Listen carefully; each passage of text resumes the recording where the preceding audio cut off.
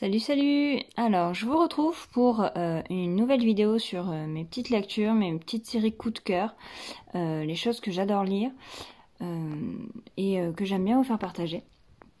Donc aujourd'hui je voulais vous parler des Mercy Thompson.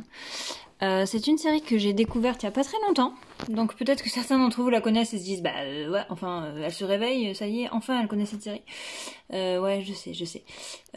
J'ai acheté le premier tome cet été et du coup j'ai acheté toute la collection parce que je suis complètement fan.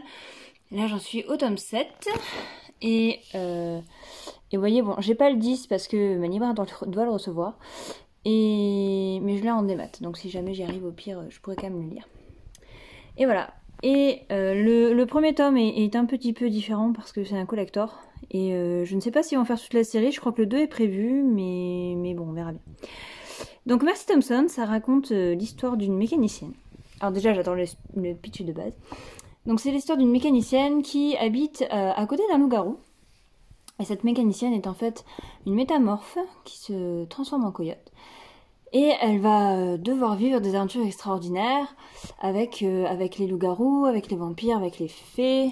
Elle évolue dans un univers, donc c'est de l'urban fantasy, mais elle évolue dans un univers où les créatures magiques ont commencé à faire leur coming out avec les humains. C'est-à-dire que dans le premier tome, on sait que les fées, donc toutes les créatures qui sont assimilées au petit peuple, donc les elfes, les gobelins, voilà, tous ces petits trucs-là, alors qui ont une forme un peu différente dans l'univers, il faut lire après pour s'en rendre compte. Donc toutes ces créatures-là ont révélé leur existence aux yeux des humains, et donc ça a changé pas mal de choses, et c'est un petit peu un univers intéressant pour ça aussi.